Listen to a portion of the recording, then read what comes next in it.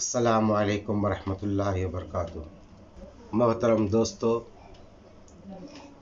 پیارے آقا صلی اللہ علیہ وسلم کے پیارے دیوانوں، معزز سامعین اور دور و نزدیک کے سننے والوں، گھروں میں بیٹھے ہوئے میرے پیارے ماؤں اور بہنوں،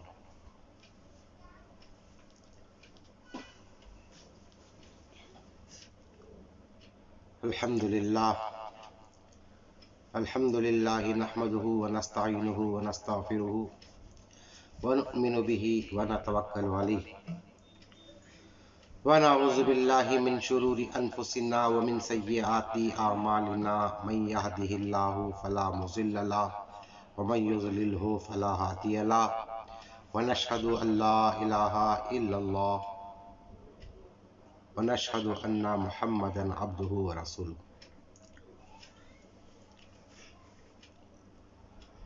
فتلقى آدم من ربه کلمات فتاب علیہ انه هو التواب الرحیم۔ کلمہ طیبہ کی عارفانہ حقیقت۔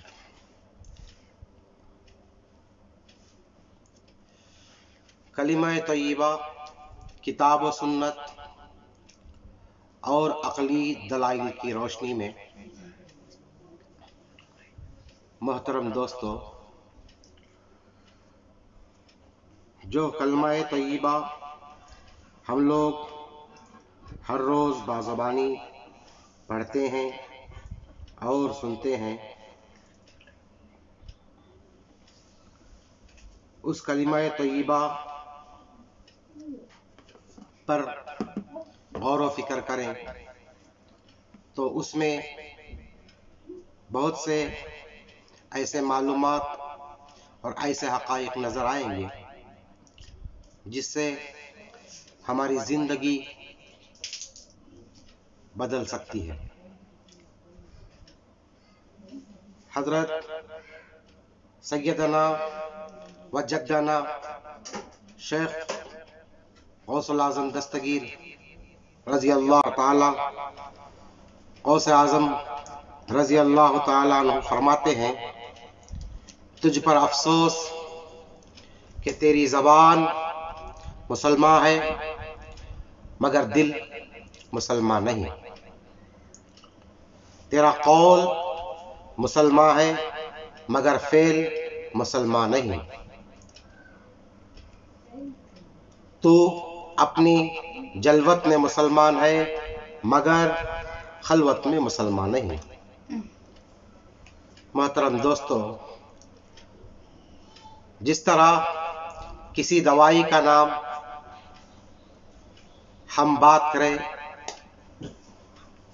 دہراتے رہیں گے اور اس دوائی کے نام کا ورد کرتے رہیں گے تو ہم سے جو ہماری بیماری ہے، جو ہمارا مرض ہے، وہ دور تو نہیں ہو جائے گا۔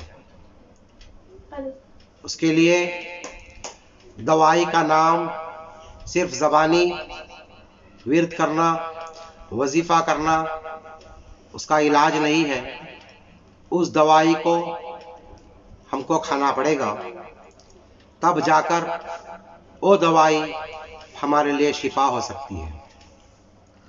اسی طرح زبان سے صرف کلمے کا اقرار کر لینا، کلمے کا اقرار کر لینا، یہ کلمے کی تحقیق کیے بغیر یہ کافی نہیں ہے۔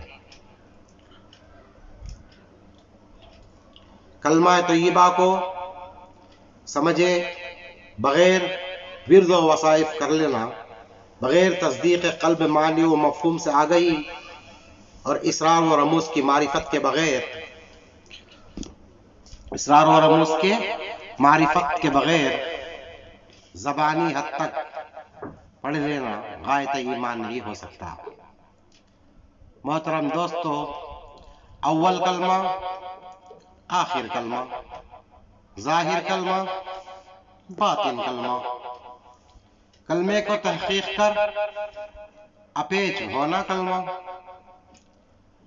ہمارے جد مکرم رئیس العاشقین ابو الواصلین فقر المحققین تاج العارفین زبدت اخلاق مکارم قدوہ آثار معظم شبیہ غوث اعظم بدر الاولیاء حضرت قبلہ سیدنا شاہ مرتضی بادشاہ قادری جیلانی البغدادی کیسر مروی قدس سرہ علیہ فرماتے ہیں، شش رنگ شش جہت میں ہر جگہ راج کلمے کا ہے، شش رنگ شش جہت میں ہر جگہ ہے راج کلمے کا، وہی ہے لائق ہے خلد جس نے بھی اب پہنا ہے تاج کلمے کا۔ اسی کلمے سے روشن اولیاء و اسقیاء مومن و مرتضی ہر دم، اسی کلمے سے روشن اولیاء و اسقیاء مرتضی مومن ہر دم، اسی کلمے کی کل سے کل ہوئے دا اور ہر ایک آج ہے کلمے کا۔ محترم دوستو، اس پرآشوب دور میں آج کل فسق و فجور میں مبتلا جوہلا، جنہیں 2 رکعت نماز پڑھانا اور پڑھنا تو بڑی بات، سورہ فاتحہ پڑھنا بھی نہیں آتا، ایسے لوگ رنگ برنگی کپڑے پہن کر صوفیاء اکرام کی پوشاک کو زیب تن فرما کر خدا رسیدہ صوفیاء اکرام پیران عظام کے گروہ میں داخل ہو کر آیات قرآن کلمہ طیبہ کی من گھڑت تعویل و تعلیم دینے کے علاوہ خدا کو دکھانے، تجلیات انوار کا مشاہدہ کرانے، جنوں اور معقلوں پر قبضہ حاصل کرنے وغیرہ کئی اقسام کی باتوں کو پھیلاتے ہوئے پیری مریدی کے نام پر بھولی بھالی عوام کو پھانس رہے ہیں۔ وہ تو خود گمراہ ہے، اپنے مریدوں کو بھی گمراہی کے دلدل میں ڈھکیل رہے ہیں۔ ان کی ایسی گمراہ کن باتوں میں کلمہ طیبہ میں 4 شرک 2 کفر والی بات بھی شامل ہے۔ در کلمہ کفر 2 شرک است 4، اور معرفت کے نام بے حیائی فحوش باتیں کرنا بھی ان جوہلا کی ایک خاص خصلت ہے، جبکہ بے حیائی اور فحوش کلامی عام مؤمنین کا بھی شیوا نہیں ہے۔ قرآن حکیم میں ایسی باتوں کی ممانعت ہے، مگر افسوس غیر تو غیر کہ اپنے مریدوں کے ساتھ بھی عزت سے بات چیت نہیں کرتے، جو اپنی نماز میں عاجزی کرنے والے ہیں اور جو بےہودہ باتوں سے منہ موڑنے والے ہیں، وہی لوگ کامیاب ہیں۔ اللہ تبارک و تعالیٰ نے قرآن کریم میں یہ ارشاد فرمایا ہے۔ محترم دوستو، حضرت شیخ سیدنا وجدنا غوث الثقلین غوث العظم دستگیر رضی اللہ تعالیٰ عنہ فرماتے ہیں کہ تجھ پر افسوس، تیری زبان مسلمان ہے مگر دل مسلمان نہیں، تیرا قول مسلمان ہے مگر تیرا فعل مسلمان نہیں، تو اپنی جلوت میں مسلمان ہے مگر قلبت میں مسلمان نہیں۔ محترم دوستو، ایک کلمے کی تحقیق جو عارفانہ تحقیق ہے، اس کے اوپر تھوڑا غور و فکر کریں گے تو بات یہ سمجھ میں آ جائے گی کہ کلمے طیبہ میں 2 کفر اور 4 شرک اور اس کی تلقین والی بات، یہ تو سراسر من گھڑت جہالت اور بے علمی پر مبنی ہے۔ نہ اس کا جواز قرآن و حدیث میں ملتا ہے، نہ سابقون الاولین یعنی ائمہ اہل بیت اور صحابہ کرام کے پاس ملتا ہے، نہ جلیل القدر اولیاء کاملین کے پاس، اور نہ ہی جید صوفیاء و علماء اور عارفین اکرام کی تعلیمات میں ملتا ہے۔ اگر کوئی کلمہ طیبہ میں شرک و کفر جیسی پلیدی چیزوں کو مانتا یا منواتا ہے تو وہ پیر و صوفی یا سالک و مرید نہیں بلکہ کلمہ طیبہ کا منکر ہے اور لفظ کلمہ طیبہ کے معنی کا ہی مخالف کہلائے گا۔ آپ خود فیصلہ کریں کلمہ طیبہ کا منکر کون ہے؟ بے اصل بے دلیل کا دعویٰ نہ کیجئے، بے اصل بے دلیل کا دعویٰ نہ کیجئے، رکھتے ہو گر شعور تو بھولا نہ کیجئے، شیروں کی کھال اوڑھ کے ڈرپوک گیدڑوں، بھولی عوام کو کبھی دھوکہ نہ دیجئے۔ ایک دن ضرور کھل کے رہیں گے دلوں کے بھید، عیبوں پہ اپنے ہر گھڑی پردہ نہ کیجئے۔ محترم دوستوں، کلمہ طیبہ بذات خود پاک ہے اور اس کا اقرار اس کی تصدیق کرنے والے کو پاک کرنے والا ہے۔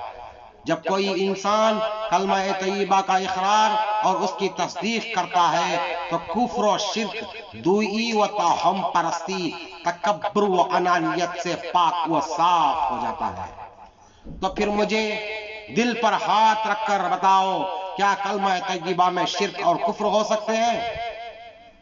محترم دوستو، کلمہ طیبہ لا الہ الا اللہ محمد رسول اللہ میں دو چار تو دور کی بات ایک بھی کفر اور شرک نہیں ہے، کیونکہ کلمہ طیبہ کلمہ توحید و اخلاص ہے، کلمہ تقوی ہے، کلمہ و پاک ہے، قول سے ثابت ہے، دعوت الحق ہے۔ محترم دوستو، کلمہ طیبہ اس کا اقرار اور تصدیق کرنے والے کو اس قدر پاک اور صاف کر دیتا ہے۔ حضور صلی اللہ علیہ وسلم فرماتے ہیں کلمہ طیبہ لا الہ الا اللہ سے بڑھ کر کوئی کلمہ نہیں ہے کہ اس سے کوئی گناہ باقی نہیں رہتا۔ لا الہ الا اللہ محمد الرسول اللہ سے بڑھ کر کائنات میں کوئی کلمہ نہیں ہے۔ یہی وہ کلمہ ہے جس سے انسان کے ہر گناہ جھڑ جاتے ہیں اور وہ گناہ گار نہیں رہتا۔ حضرت ابو ہریرہ رضی اللہ تعالیٰ عنہ سے روایت ہے، ارشاد فرماتے ہیں اگر میری شفاعت کا سب سے زیادہ نفع اٹھانے والا وہ شخص ہے جو خلوص کے ساتھ لا الہ الا اللہ محمد رسول اللہ پڑھے۔ حضور سیدنا وجدنا غوث العظم دستگیر رضی اللہ تعالیٰ عنہ فرماتے ہیں تو دنیا کے مزے اڑانے، دنیا میں رہنے کے لیے پیدا نہیں کیا گیا ہے۔ حق تعالیٰ کی ناراضگی جس حالت میں تو مبتلا ہے فوراً اس کو بدل، تو نے اطاعت خداوندی میں فقط لا الہ الا اللہ کہنے پر قناعت کر لی ہے، حالانکہ جب تک اس کے ساتھ تصدیق کو نہ ملائے گا تجھ کو مفید نہ ہوگا۔ محترم دوستو، بصیرت اور بصارت سے اگر غور و فکر کریں گے تو یہ بات ہمیں سمجھ میں آ جائے گی کہ آج جو کلمہ طیبہ کی جو تعلیمات کو عام کر رہے ہیں، اس کلمہ طیبات کے راز کو، رموز کو، اسرار کو غور و فکر کریں اور کلمہ طیبہ کو ان اولیاء کاملین، ان صحابہ کرام اور سرکار کے سینہ مبارک سے جو لوگوں نے اخذ کیا ہے ان لوگوں سے تعلیمات کو سیکھیں اور کلمہ طیبہ کی پاکیزگی بیان کریں۔ اگر ہم اپنے خیالوں میں کلمہ طیبہ کو شرک اور کفر بنا کر سوچیں گے تو ہم ایک لمحے کے لیے بھی مسلمان نہیں رہیں گے۔ کیا کوئی مسلمان یہ برداشت کر سکتا ہے کہ کلمے میں شرک بھی ہے، کفر بھی ہے؟ اگر کلمے میں شرک ہے تو وہ کلمہ پڑھ کر مسلمان کہاں رہتا ہے؟ وہ مسلمان جو کلمہ پڑھنے والا جو ہے وہ مشرک ہو جائے گا یا کافر ہو جائے گا۔